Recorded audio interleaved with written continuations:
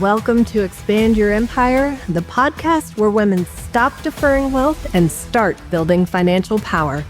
I'm Amanda Taylor, investor, strategist, and disruptor of outdated money rules. It's time to own your worth, grow your assets, and build a legacy that lasts.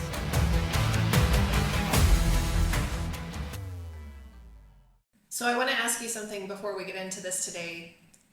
When is the last time you did nothing and let it be okay?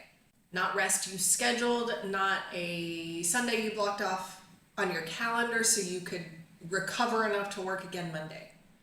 Not a meditation app you downloaded because someone in a Facebook group said it would help you be more productive. Actually stopped. Left space open and didn't fill it. If you're anything like me, the answer is, I can't remember, or maybe I don't do that. Or the most honest answer, which is the one I had to sit with for a while, that sounds like a trap. So today, we're talking about why that is, and why the most strategic thing you might be able to do right now, depending on where you are in your business, is stop adding things and start trusting what's already in motion. This one is very personal to me, so stay with me. Here is what entrepreneurship space is telling us right now. Post more, build the funnel, launch the offer, grow the list, start the podcast, hello, write the newsletter, show up on video, be consistent, repurpose everything, stack your content, automate, delegate, optimize, and then do it all again tomorrow. The advice is always additive. There is always one more thing that is supposed to be the thing that finally makes it all click into place. And some of that is useful. I'm not going to sit here and say that systems don't matter or that consistency is a myth. That is not what this is. But nobody talking about the cost of running 15 strategies at half capacity. Nobody's saying, what if the reason it isn't converting isn't because you need to add something? It's because everything you've already built needs more of your actual energy and attention than you have left to give yourself after you've spread yourself across everything else. That's the trap. And it's subtle because the trap looks exactly like discipline. So let's talk about where this is coming from for me, because I think the context matters here. I just wrote a chapter for an anthology book for the She Talks group. It's about strength, and my chapter is called Breakdown or Becoming. And it is my actual story, a 22-year marriage that started on a honeymoon where I fell asleep waiting for my dad to drop off my passport and never quite woke back up. There's a hysterectomy that cracked something open, a divorce, a complete dismantling of the life I had built around a prescription that somebody else handed me, and then slowly rebuilding. So that is the chapter. And here's what happened when I started sharing it. The book is out, and the people around me, the ones I was letting read early drafts, stopped me. And they were telling me it was significant, that it mattered, that what I was describing was something a lot of women had lived through and never heard named out loud. And my first instinct every time was, so what? This is just what happened. This is just my story. Isn't this pretty normal? That instinct. This is too normal to matter. This isn't enough. It doesn't count. That is the over effort trap in its most honest form.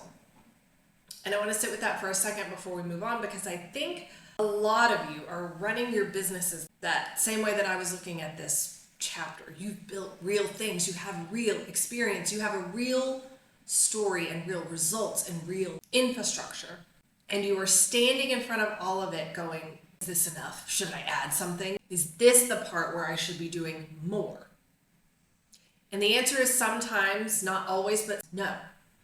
Sometimes the most important thing you can do is stop filling the gap and let what's already there actually land.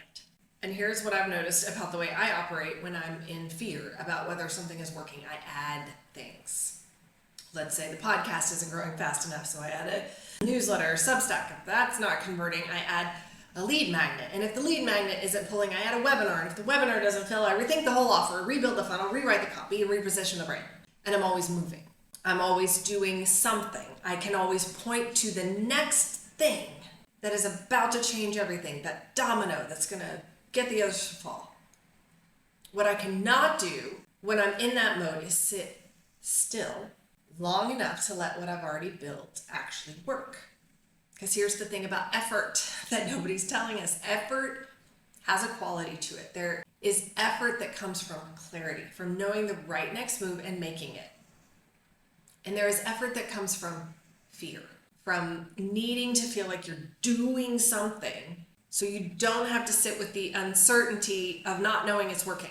Those two kinds of effort look almost identical from the outside. They can produce the same volume of output, the same number of posts, the same number of funnels and launches, but they do not produce the same results. And I think part of the reason is that people can feel the difference even when they can't name it. There is a quality of work that comes from conviction versus work that comes from anxiety. And audiences respond to that difference whether they're conscious of it or not. So let's talk about a different frame for what business sometimes is. Business can be a form of avoidance, not laziness, not lack of commitment, avoidance. Because when you are filling every gap with activity, you never have to sit with the question of whether what you've built is actually working. You can always point to the next thing you're about to try. The result, it's always one more effort away. But stillness asks a harder question. Stillness makes you look at what is there and decide whether you trust it. Raised to believe that results have to be earned through suffering, that if something comes easily, you probably didn't deserve it.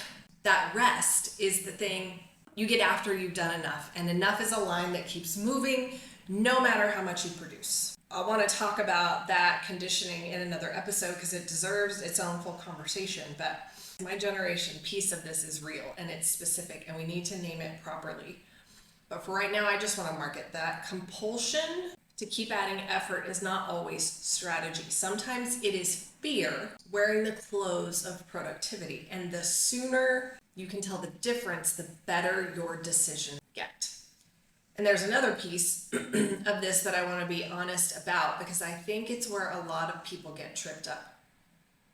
Progress has a shape, and the shape it takes is not always the one you drew in your head at the beginning.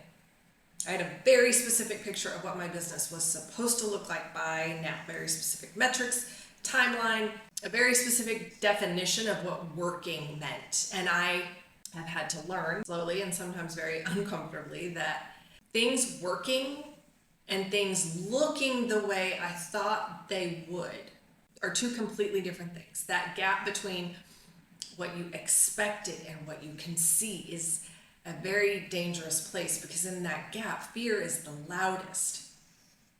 And fear's solution is always the same. Add more. The answer is the next effort. But the moment where things actually shifted for me, they're almost never the moments that I added the thing. That's the moment where I stopped long enough to let what I'd already built breathe, where I gave something enough space to actually land instead of immediately pivoting to the next attempt. That chapter that I wrote for that book, that story sat in me for years before I had language for it, before I could see what it actually was. I had to stop managing it and let it be what it was. And when I did, other people started telling me it was more significant than I had ever given it credit for. My business, we're probably doing the same thing, waiting for you to stop managing it and let it be what it is.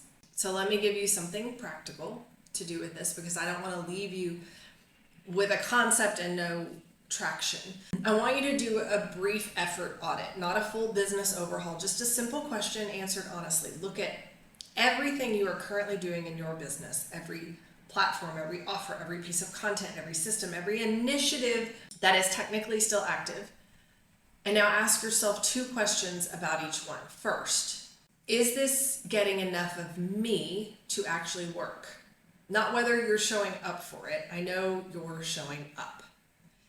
Is it getting a full focused version of you? Or is it getting the version of you that has already given most of herself to 7 other things? Second, am I doing this because it's the right move?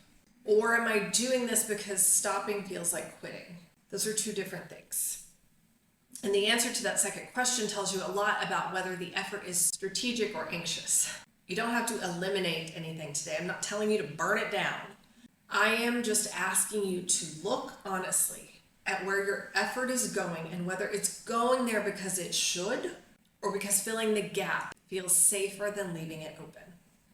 This over-effort trap is real, and it is subtle because effort looks like virtue. It looks like discipline. It looks like you have proof that you are serious about what you're building. But there is a version of effort that is just noise. And learning to tell the difference between action that's aligned and action that is anxious, that is one of the most important skills you can develop as a business owner. Things are working. They may not look exactly the way you thought they would. The gap between expectation and reality is not evidence that you are failing. It might just be evidence that what you're building is bigger than the picture you started with, and it needs more space, not more input. So let's stop. Not forever, not because we're quitting. Stop long enough to see what's already there. So I want to keep this conversation going. So next week, we'll talk a lot about the conditioning underneath this compulsion. And I talk about Gen X all the time because that's where I am, and everybody that I talk to says the same thing. This message we absorbed watching our parents grind, the one that tells us busy is valuable and rest is lazy, and how it's living in your business decisions right now without you ever even realizing it. So sit with it this week. I know it's one of the hardest things for me to do is nothing, because I assume that doing something will move the needle. But right now what I'm asking you to do is sit back and evaluate and take a pause. And are we moving from alignment or anxiety, from confidence or fear, from certainty or confusion? All right, until next time, keep building.